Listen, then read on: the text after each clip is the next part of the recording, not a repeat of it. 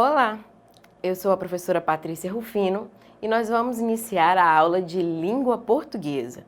O conteúdo de hoje está relacionado às características do gênero resenha. Vamos começar? E aí, será que você sabe o que é uma resenha? Já ouviram falar nessa palavra? Falar dessa palavra? Com certeza já. Não, não é uma festa. Não é uma festa. Na verdade, resenha como festa é um dos significados dessa palavra. Mas hoje nós vamos buscar outros significados. A resenha, ela pode apresentar vários significados e hoje nós vamos focar na resenha aí que tem um significado mais de produção, mais acadêmico, mais voltado para a escola. Tudo bem? E aí, vocês já fizeram uma resenha? Será que já prepararam aí no mundo escolar de vocês uma resenha? E oralmente, será que já fizeram? Vamos pensar um pouquinho. Será que vocês já chegaram na escola e os colegas perguntaram: e aí, você assistiu aquele filme? E você fez um resuminho do filme, sem muitos spoilers, e ainda disse se gostou, o que foi bom e o que não foi? Bom, se vocês já tiveram essa experiência, vocês aí fizeram uma resenha ou interagiram com uma resenha, tá bom? Olha que interessante. E com um jogo de videogame? Será que vocês já não fizeram? Será que não já resumiram um jogo e acabaram dizendo aí para os colegas se era bom, se não era, indicando, não indicando? Muito bem, é também uma resenha. Fazemos isso com vários assuntos. As resenhas, elas são textos escritos, mas também orais, como esses que acabei aí de exemplificar para vocês. O que nós devemos observar é que, sendo um gênero oral, a resenha ganha aí um campo maior. A resenha, ela pode partir de vários produtos. O filme, o videogame, mas também do jogo de futebol. Um produto que você comprou ou que deseja comprar e acaba vendo uma resenha ou fazendo uma resenha daquele produto.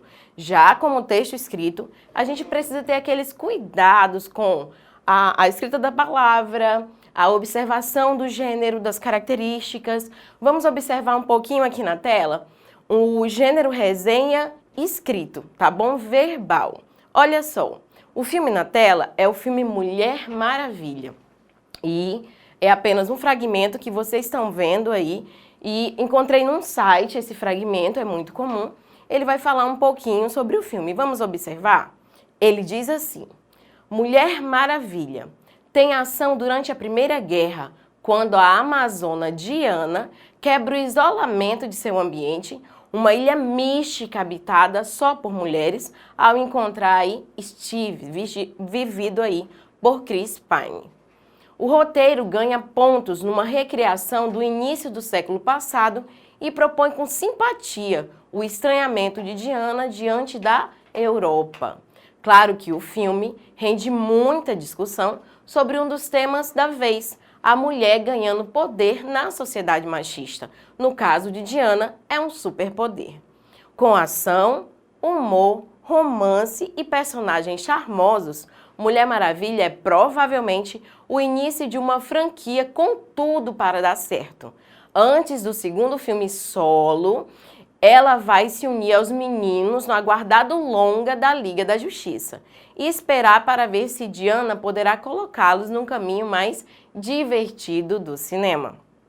Bom, como eu falei, é apenas um fragmento, mas já mostra aí as características da resenha. Inicialmente, um resumo, bem ali sucinto, objetivo, mais direto, para apresentar o produto a ser resenhado. Aqui na situação é um filme, o filme Mulher Maravilha. Existe aí um intertexto dentro da resenha, também foi colocado um outro filme, né? O filme Liga da Justiça.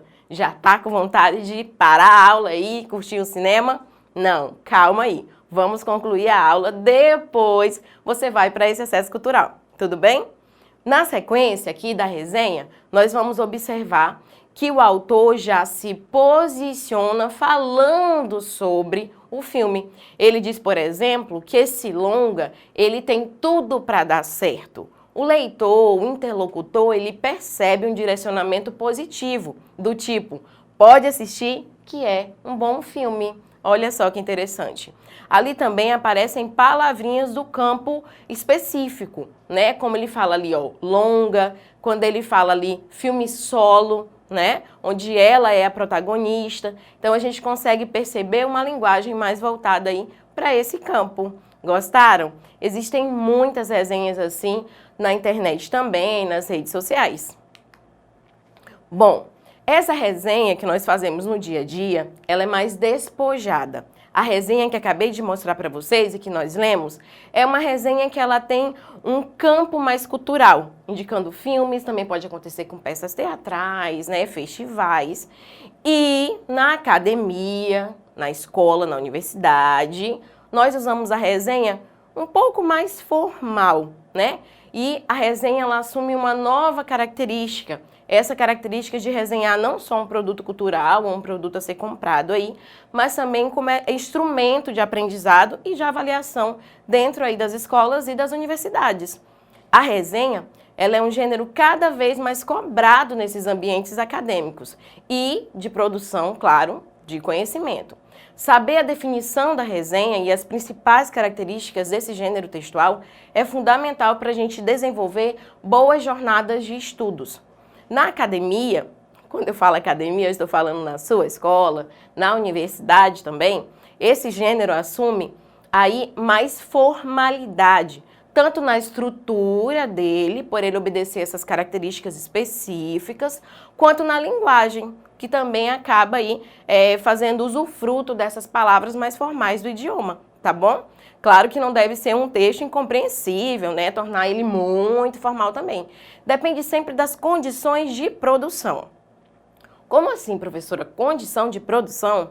É isso mesmo. Vamos observar essas perguntinhas para a gente observar o que são essas condições de produção. Primeira perguntinha. Aí, para que nós vamos fazer essa resenha?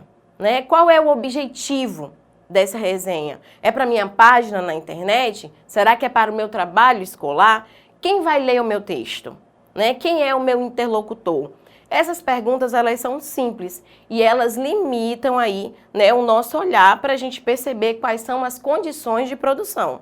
Vamos dizer que você comprou um novo produto e aí você quer contar para as pessoas qual foi a sua visão sobre ele. Você pode gravar um vídeo, fazer um vlog, postar na sua rede social e ele vai ficar no formato de resenha, você analisando o produto. Neste caso, é para o público das suas redes sociais, então a linguagem vai ser mais informal, as pessoas estão ali para conhecer o produto e, claro, para matar a saudade aí, né, virtualmente. Já no caso de você estar fazendo um texto de circulação acadêmica, você escreve para o público também acadêmico e com objetivos muito específicos, de apresentar um produto determinado pelo professor, necessário para aquela disciplina, um texto provavelmente que vai ser avaliado. Então, eu tenho outra condição de produção, tá bom? Perguntas simples que ajudam aí no momento da escrita. A resenha, ela é um tipo de texto usado para descrever, e olha a palavrinha mais importante, analisar esse produto aí textual, que pode variar de obras literárias até tratados de anatomia. Todos os livros, de modo geral, podem ser resenhados. Além disso, há também as chamadas resenhas temáticas, que reúnem informações de diversos livros e de diversos autores aí sobre o mesmo assunto. Já estão com vontade de escrever? Calminha, vamos aí aprender um pouquinho mais. As resenhas, tradicionalmente, podem ser divididas em dois tipos, tá? A resenha crítica e a resenha opinativa. A resenha crítica, ela basicamente vem com a parte do resumo. Gente, toda resenha precisa começar pelo resumo. Professora, mas o resumo, o que é resumir? Resumir é você fazer a leitura do texto, assistir ao filme, à série, ao produto, e aí conseguir dizer em poucas palavras aquilo que o seu interlocutor precisa ouvir. Então, toda resenha vai ter um resumo, né, ali da obra que você está analisando. A diferença é que o texto aí de resenha crítica, ele não vai poder dizer se você gostou ou não, se é bom ou não. Ele vai apresentar ali o resumo para vocês e ele vai fazer correlações, ou seja, Ele vai fazer uma análise comparando com outros títulos, comparando com a época histórica, por exemplo, comparando com pesquisas, pode acontecer, mas basicamente é isso, tá? Já a resenha crítica é aquela resenha que, além de você fazer o resumo, você vai se posicionando ao longo do texto, dizendo se aquilo é bom, se você indicaria ou não aí para o público leitor. As características basicamente são objetividade. Você precisa ser um pouco mais direto, né? Você tem um objetivo a cumprir. Concisão. Dizer aquilo que é preciso aí dentro do seu texto, com as palavras aí adequadas, sem ser repetitivo, né? Sem tornar o texto cansativo. Utilização de um método. Aí você escolhe descritivo ou crítico e, claro, obedece às características. E o uso da norma padrão da língua. Existem muitas variantes linguísticas, então você observa quem é aí o público leitor para ajustar o seu texto. Bom, aqui nós temos uma resenha, vou ler só um fragmento para vocês. É a resenha do livro Alto da Compadecida. Olha aqui, gente, o meu xodozinho, ó. Alto da Compadecida, do autor Ariano Suassuna.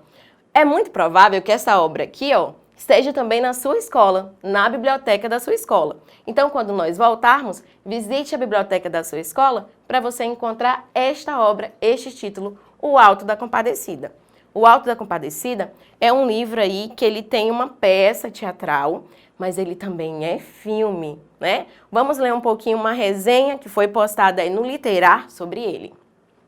Bom, O Alto da Compadecida foi escrito há mais de 60 anos e continua até hoje sendo um dos mais relevantes e importantes textos sobre a cultura do Brasil.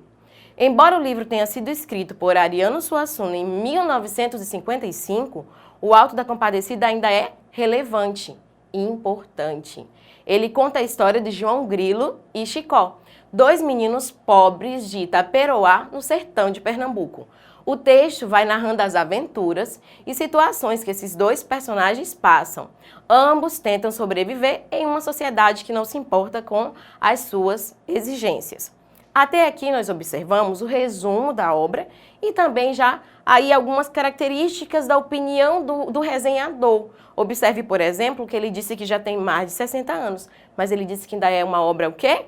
Importante. Isso é importante para o leitor perceber, né? É vital para o leitor aí perceber que ele está indicando a obra. No Alto da Compadecida, temos o enterro de um cachorro em latim e o testamento, gente, lá da cadela lá do filme, né? Para o padre, o bispo e o sacristão que fizeram aí todo o enterro, né, da cachorra.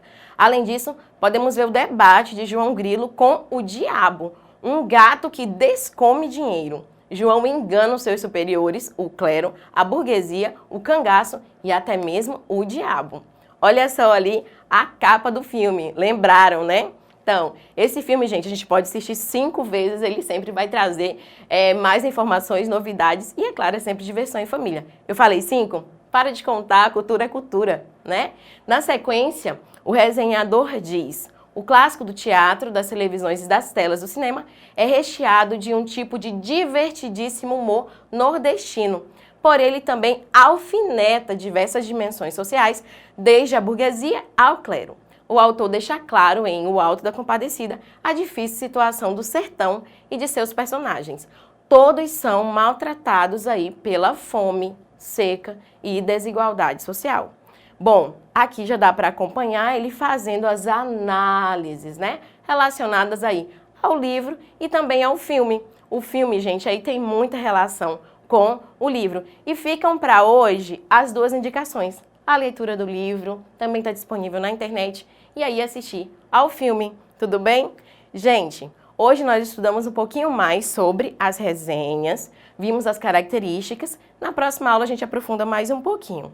Obrigada pela atenção. Para reassistir essa aula, você vai lá no seu computador, lá no seu celular, vai lá no seu farejador de busca, né? Pode ser até o Google, e você vai digitar www.educ.ce.ac.gov.br. Obrigado pela atenção e até mais!